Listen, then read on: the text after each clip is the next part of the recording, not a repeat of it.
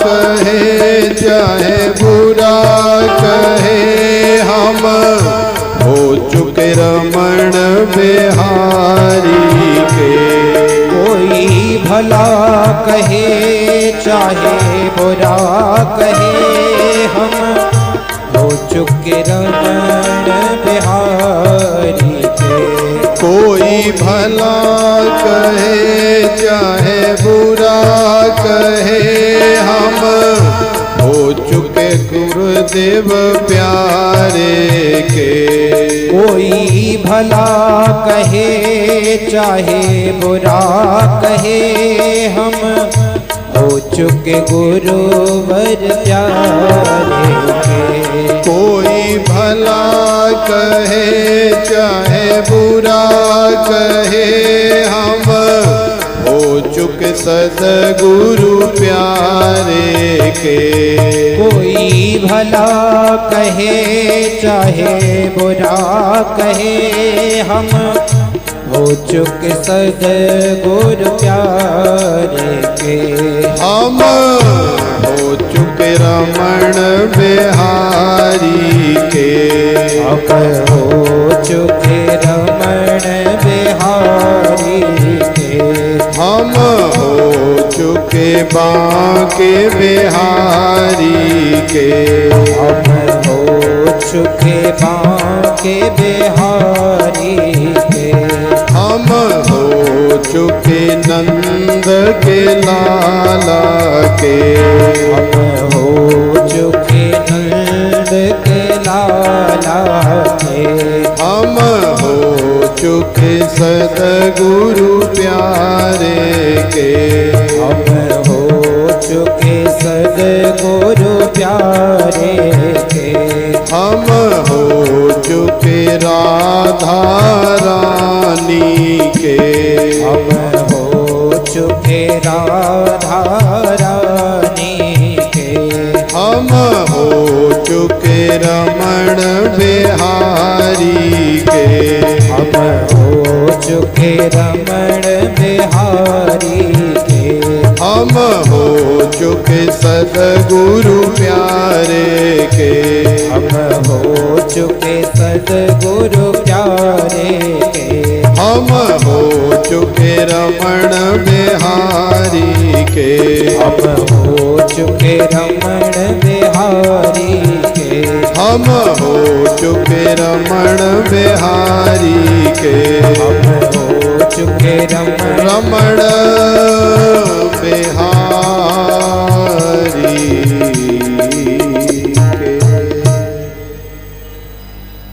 बोलिए श्री रमण बिहारी लाल की।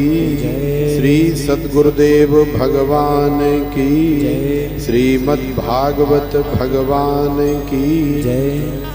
श्री बांके बिहारी लाल की। जय जय श्री राधे।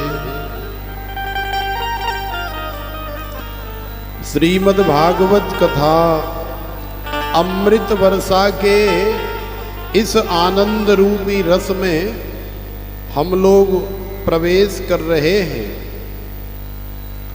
परम सौभाग्यशाली हैं हम सभी लोग, क्योंकि श्रीमद् भागवत की कथा साक्षात श्री गोविंद का ही स्वरूप है। कथा के माध्यम से हम लोग भगवान के ही सन्मुख हो रहे हैं, भगवान को ही अपने जीवन में अनुभूत करने का प्रयास कर रहे हैं। तो प्रेम से बोलो राधे राधे। देखो, कई बार हमारे मन में ऐसा भाव भी आता है कि मैं भगवान का भक्त हूँ। बहुत लोगों के मन में ऐसा आता है कि मैं भगवान का भक्त हूँ, मैं भगवान की भक्ति करता हूँ। लेकिन शायद ऐसा सोचने से पहले या ऐसा कहने से पहले हम लोग ये भूल जाते हैं कि भगवान का भक्त होना या भगवान की भक्ति करना इतना आसान और इतना सरल मार्ग नहीं है जितना हम लोगों ने समझ रखा है। संसार वाले कह देते हैं कि भैया जिसके पास कोई काम नहीं, कोई धाम नहीं, माने जो संसार के किसी काम का नहीं, उसके लिए ये भजन करना, भक्ति करना, साधु बनना, ये सब तो फालतू के काम हैं। तो संसार वालों के लिए भगवान का भजन, भगवान की कथा, भगवान का कीर्तन, ये सब फालतू काम है। माने ये काम ज़्यादा महत्वपूर्ण नहीं है। वो संसार के कार्यों को विशेष कार्य समझते हैं या मानते हैं। लेकिन संसार वाले शायद ये नहीं जानते कि सबसे सरल कार्य तो वास्तव में संसार के होते हैं। संसार की रीत ही कुछ ऐसी उल्टी है कि जो वास्तविकता होती है उसे जानने का और उसे मानने का कभी प्रयास ही नहीं करते। तो जब प्रयास करते हैं, विचार करते हैं, तो हमें पता लगता है कि वास्तव में भगवान की भक्ति करना, भगवान का भजन करना, संकीर्तन करना, ये सबसे ज़्यादा कठिन कार्य है, ये सबसे ज़्यादा दुस्तर है। माने लाखों करोड़ों में कोई एक ऐसा सूरवीर होता है जो इस कार्य को करता है। अन्यथा जो लोग इसे साधारण कार्य समझते हैं वो कान खोल करके सुन लें कि साधु बनना एक अलग बात है। भगवान का मैं भक्त हूँ कहना, भगवान की मैं भक्ति करता हूँ ऐसा कहना, ये एक अलग बात है। लेकिन वास्तव में होना ये दूसरी बात है। जो सच्चा भगवान का भक्त होता है, जो सच्ची भगवान की भक्ति करता है, उसका जीवन तो समझ लो कि शुरू से लेकर के और अंत तक एक बहुत धारदार तलवार जो नंगी रखी हुई है और नंगे ही पैरों से उस तलवार के ऊपर खड़ा भी होना है और उसके ऊपर जरूरत पड़ने पर आगे भी चलना है, आगे भी बढ़ना है। तो ये जो भक्ति का मार्ग है, ये जो अध्यात्म का मार्ग है, ये जो भगवान का मार्ग है, ये इतना आसान मार्ग नहीं है। इसमें बड़ी बड़ी कठिनाइयाँ हैं, बड़ी बड़ी परीक्षाएं होती हैं, बड़ी बड़ी परेशानियाँ हैं।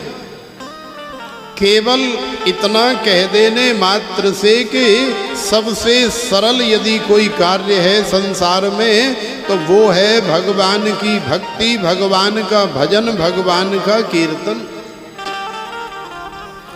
एक व्यक्ति था जो कि मजदूरी करता था। अब वो जहाँ से मजदूरी करने के लिए जाता था वहाँ रास्ते में एक संत की कुटिया पड़ती थी।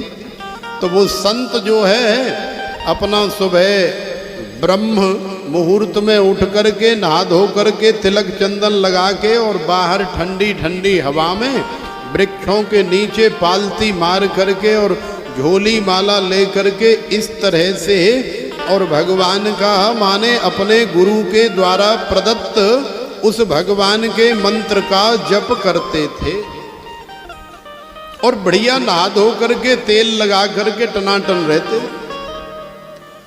तो डेली वो जाने वाला मजदूर देखा करता था तो कहते हैं न कि दूर के जो ढोल होते हैं वो सुहावने लगते हैं।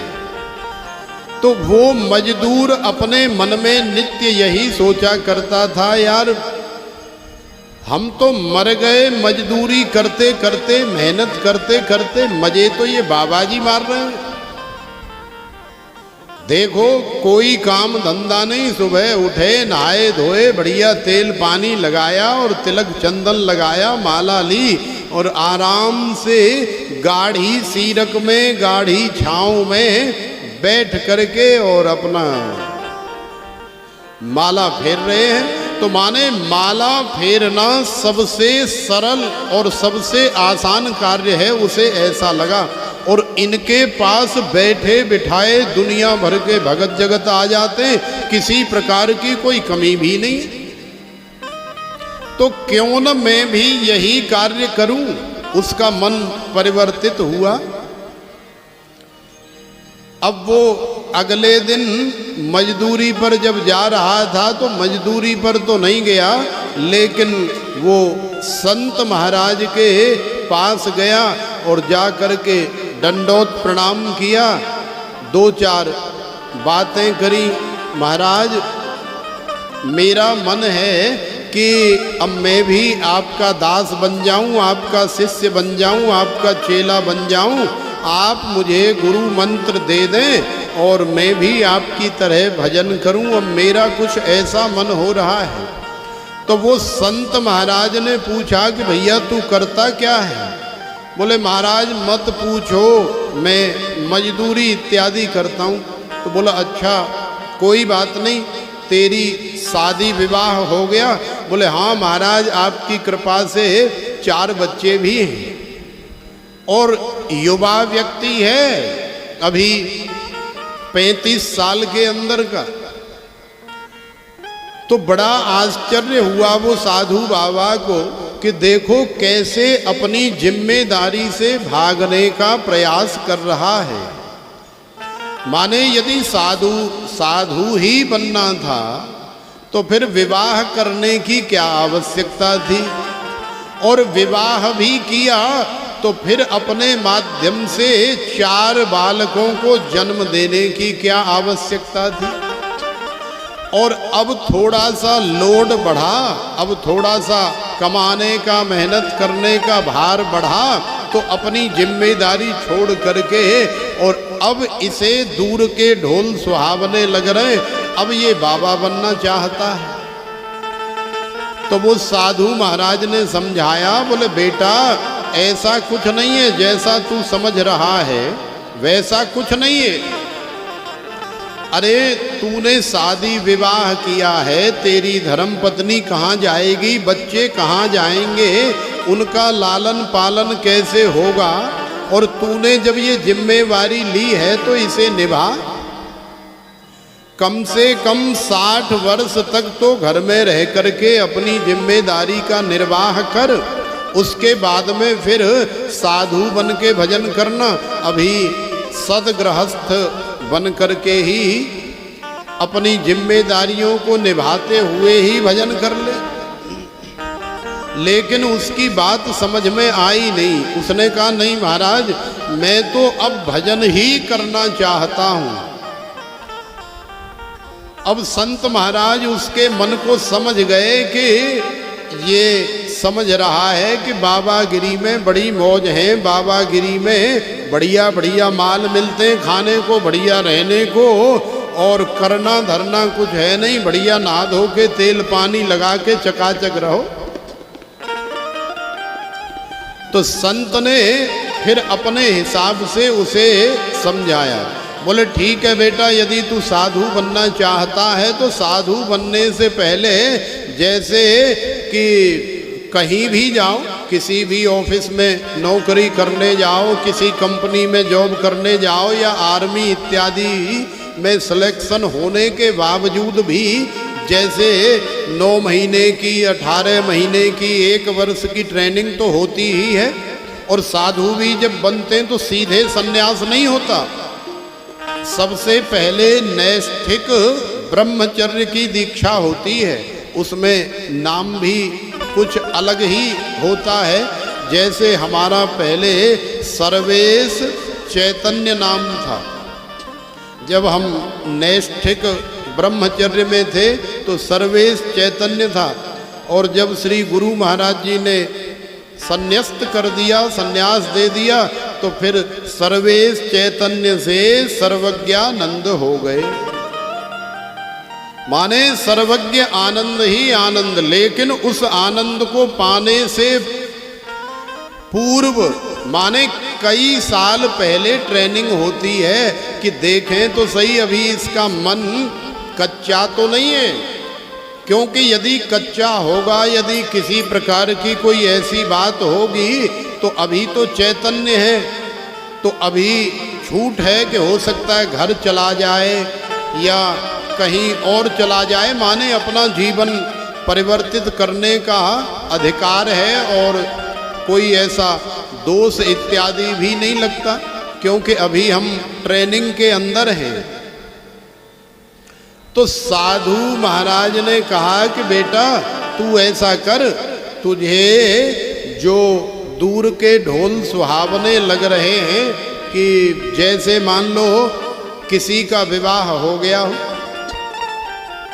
जैसे हमारे अभी ये जो संगीतज्ञ ब्राह्मण बैठे हैं इनमें आधे सदगृहस्थ हैं और आधे अभी तैयारी कर रहे हैं। तो जो पहले से गृहस्थ बन चुके हैं भाई, उन्हें तो अब घर गृहस्थी का पूरा अनुभव हो चुका है। तो जो अभी तैयारी कर रहे हैं, यदि वो उन्हें अपना अनुभव शेयर करें कि भाई देख कपिल भैया ऐसा है, हाथ जोड़ के निवेदन है विवाह मत करना। यदि जीवन में सुखी रहना चाहता है, शांति से जीना चाहता है तो भाई विवाह मत करना। ये मैं तुझे चूंकि तेरा मित्र हूँ इसलिए अपना पर्सनली अनुभव बता रहा हूँ। मैंने भी बात नहीं मानी तो आज मैं झेल रहा हूँ, भोग रहा हूँ, लेकिन मैं तुझे तेरे जीवन को अस्त व्यस्त नहीं करना चाहता, इसलिए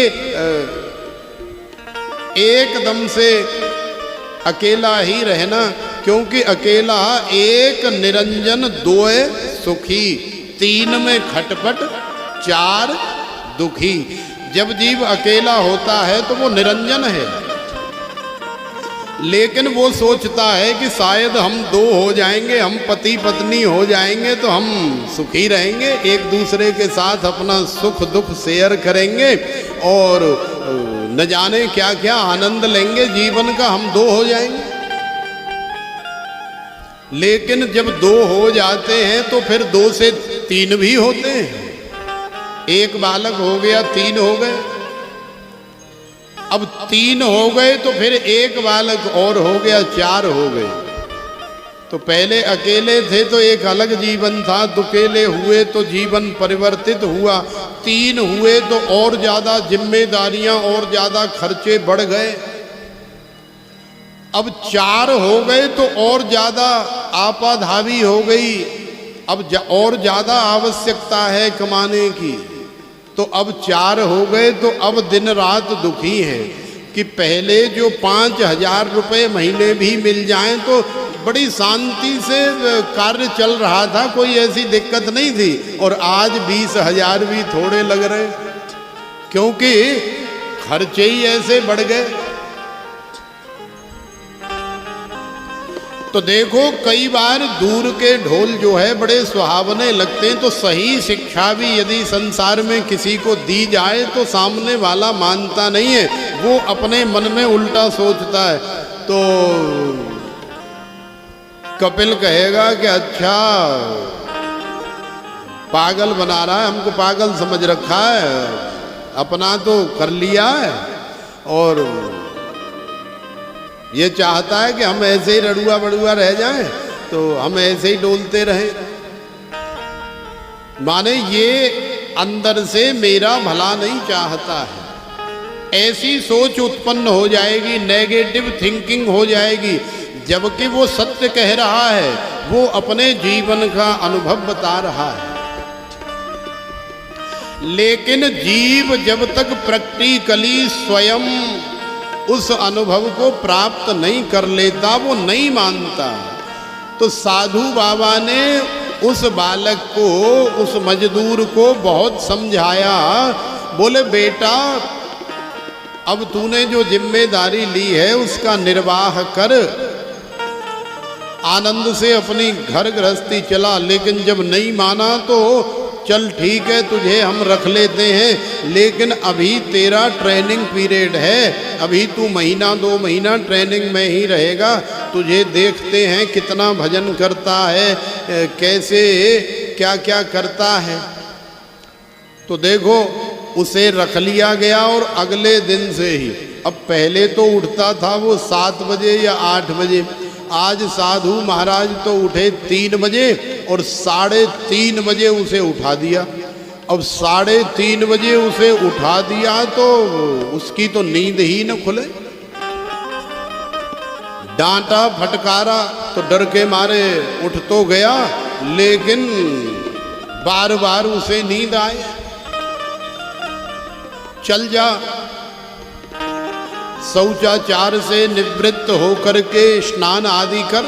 तो स्नान आदि करके आया, 4 साढ़े 4 बजे तक वो तैयार हो गया और एक झोली माला दे दी और सफ़ेद वस्त्र दे दिए और एक पेड़ के नीचे आसन लगवा दिया।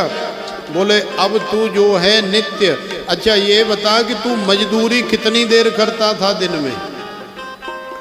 तो उस मजदूर ने कहा कि महाराज मैं मजदूरी करता था घड़ी लगा करके 8 घंटे। बोले अच्छा 8 घंटे, तो चल ठीक है 8 घंटे नहीं, हम तेरे को केवल 6 घंटे का भजन दे रहे हैं। माने 3 घंटे तुझे अभी सुबह के समय करना है और 3 घंटे शाम के समय करना है। तो बोला ठीक है महाराज। अब पालती मार करके बैठ तो गया माला ले करके नहा धो करके, लेकिन आप सब लोग जानते हैं कि कहीं पालती मार करके जब बैठते हैं तो 10 मिनट 20 मिनट बाद क्या होता है भाई? जिन्होंने साधना की है, जिन्होंने अभ्यास किया है, वो तो 4 घंटे 5 घंटे 6 घंटे 8 घंटे बैठ जाते हैं, क्योंकि उनका अभ्यास है, उनकी साधना है। लेकिन जिन्होंने कभी किया ही नहीं है, उन्हें तो 15-20 मिनट बाद ही घुटनों में दर्द शुरू हो जाता है, नाड़ियां खिंचने लग जाती हैं और फिर ऐसे ऐसे करने लग जाते हैं और फिर पाँव धीरे धीरे खोलने लग जाते हैं। कोई पाँव ऐसे कर देता है, कोई पाँव ऐसे कर देता है। अक्सर करके हम जब भी कहीं बाहर कथा करने जाते हैं तो देखते रहते हैं, श्रोता जो सामने बैठे होते हैं, अब 4 घंटे कथा हो रही है, 4.5-5 घंटे कथा हो रही है, तो लोगों से तो ज़्यादातर तो अब कुर्सियों पे बैठ कर के कथा सुनते हैं लोग। लेकिन यदि नीचे बैठ भी जाएं तो ज़्यादा देर बैठा नहीं जाता और 15-20 मिनट बाद या ज़्यादा से ज़्यादा आधे घंटे बाद तो पैरों को माने पालती को खोल ही देते, और खोल करके कई लोग तो सीधा व्यास जी की तरफ ही टांग ऐसे लंबी कर देंगे, और कईयों को थोड़ी सी शर्म लगती है कि अरे यार इधर भागवत जी हैं, व्यास जी हैं, तो बैठे तो ऐसे, मुंह भी ऐसे है, लेकिन टांग को ऐसे कर देंगे। तो जितना आसान ये कार्य समझ रखा है उतना आसान है नहीं। अब 15-20 मिनट बाद जब उसके घुटनों में खिंचाव होने लगा, दर्द होने लगा,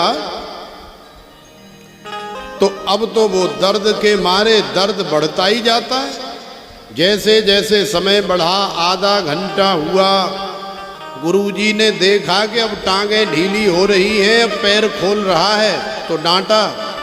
तो डर के मारे फिर से उसने टाइट की अपनी पालती और फिर एक आध माला फेरी। अब इतनी जोर से, माने 1 घंटे के अंदर इतनी जोर से दर्द होने लगा उसकी टांगों में, उसके पैरों में। अब उसे लग रहा है कि मेरे यहाँ घुटनों से लेकर के और पूरे पैर जो है फट जाएंगे, ब्लास्ट हो जाएंगे। अब वो दर्द उसे सहन नहीं हो रहा है। तो उसने झोली माला गले से निकाली। अभी तो केवल 1 ही घंटा हुआ है। झोली माला गले से निकाली और रोष पूर्वक बाबा जी से बोला, हे बाबा ले जा धर्राग झोली माला है, हम तो अपनी वही मजदूरी पे जा रहे हैं, हमारा तो वही काम ठीक है, हम पे ना है रोज भजन भजन। अरे हम तो जाए ऐसा समझ रहे तो बहुत कर्रो काम है। तो महाराज ने कहा कि भैया हम तो पहले ही समझा रहे थे कि भजन करना, साधन करना, योग करना, प्राणायाम करना, प्रत्याहार धारणा, ध्यान समाधि इत्यादि ये सब करना इतना आसान कार्य नहीं है। भगवान की भक्ति करना, भगवान का भजन करना जितना आसान हम सब लोगों ने समझ रखा है, इतना आसान है नहीं।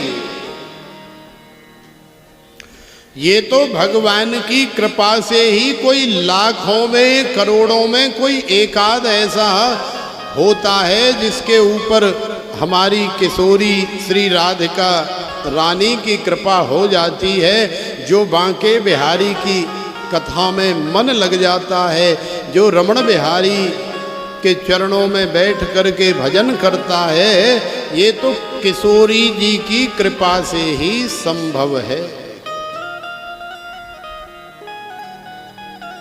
तो बड़ा सुंदर सा भाव है तीसरे स्वर में, कैसे जीऊं मैं राधा रानी तेरे बिना। तो आइए किशोरी जू के चरणों में हम इस भाव को प्रस्तुत करेंगे तो किशोरी जू की कृपा हमारे जीवन में होगी और वो हमें श्रीमद् भागवत भगवान से जोड़ने में सहारा प्रदान करेंगी। कैसे जीऊं मेरा धारानी तेरे बिना।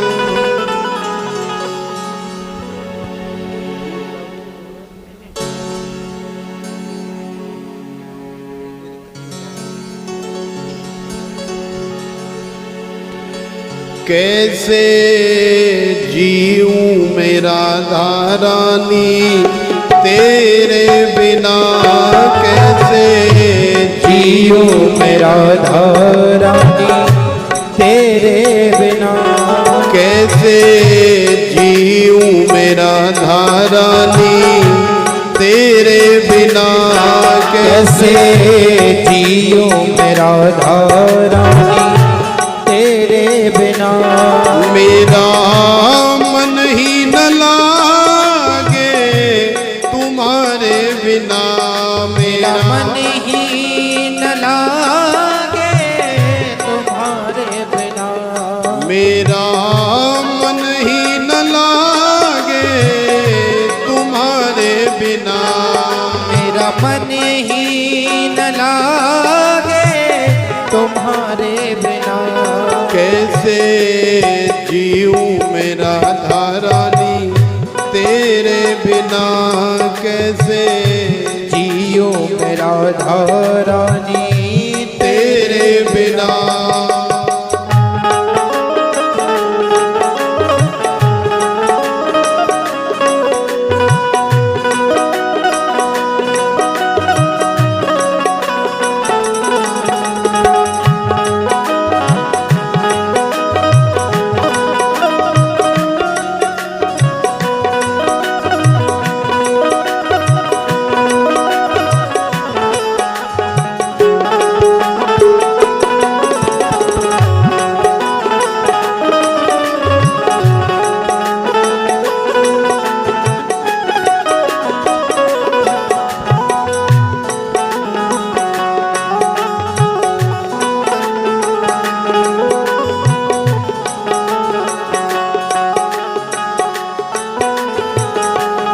मेरे पापों का कोई ठिकाना नहीं। मेरे पापों का कोई ठिकाना नहीं। मेरे पाप का कोई ठिकाना नहीं, मेरे पापों का कोई ठिकाना नहीं, तेरी करुणा में कोई बहाना नहीं, तेरी करुणा में कोई बहाना नहीं, तेरी करुणा में कोई बहाना नहीं, तेरी करुणा में कोई बहाना नहीं। राधे अपना लो अब गुण निहारे बिना,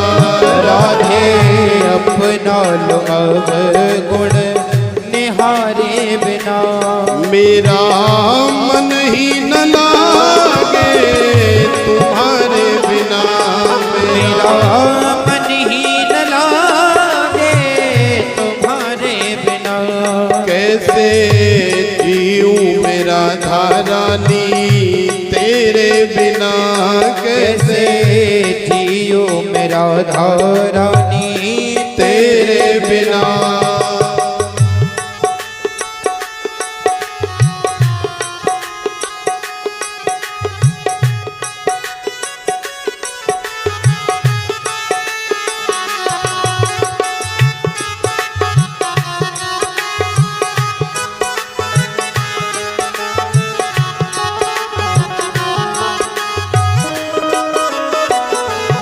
मोहे प्रीत की रीत सिखा दो प्रिया, मोहे प्रीत की रीत सिखा दो प्रिया, मोहे प्रीत की रीत सिखा दो प्रिया, मोहे प्रीत की रीत सिखा दो प्रिया, अपनी यादों में रोना सिखा दो प्रिया, अपनी यादों में रोना सिखा दो प्रिया, अपनी यादों में रोना सिखा दो प्रिया, अपनी यादों में रोना सिखा दो प्रिया, जीवन नीरस है अखियों के तारे बिना, जीवन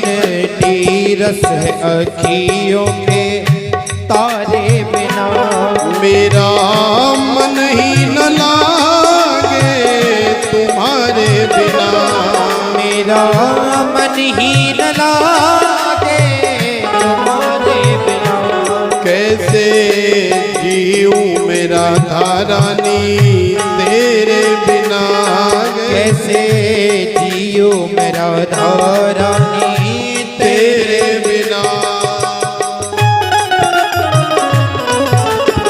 गाइए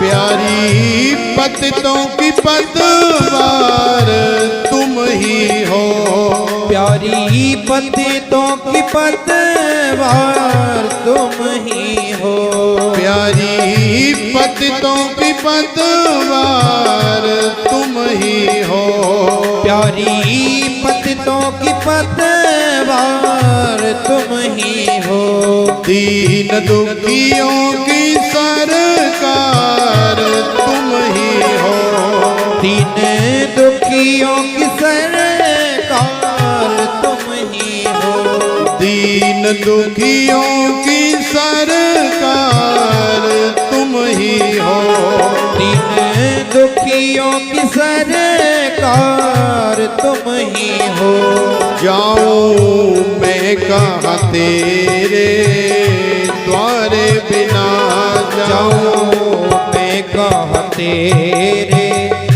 द्वारे बिना, मेरा मन ही न लागे तुम्हारे बिना, मेरा मन ही न लागे तुम्हारे बिना।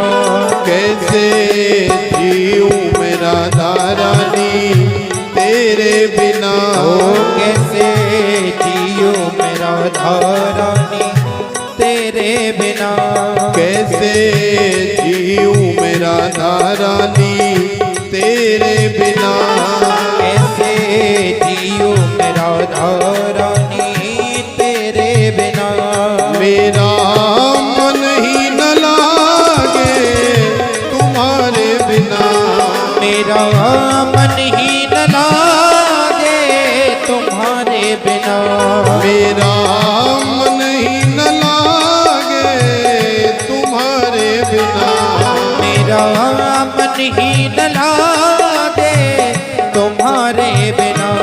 कैसे जीऊं मेरा रानी तेरे बिना, कैसे जियो मेरा रानी तेरे बिना। कैसे जीऊं मेरा रानी तेरे बिना, कैसे जियो मेरा रानी तेरे बिना। कैसे जीऊं मेरा रानी तेरे बिना, कैसे जियो मेरा रानी तेरे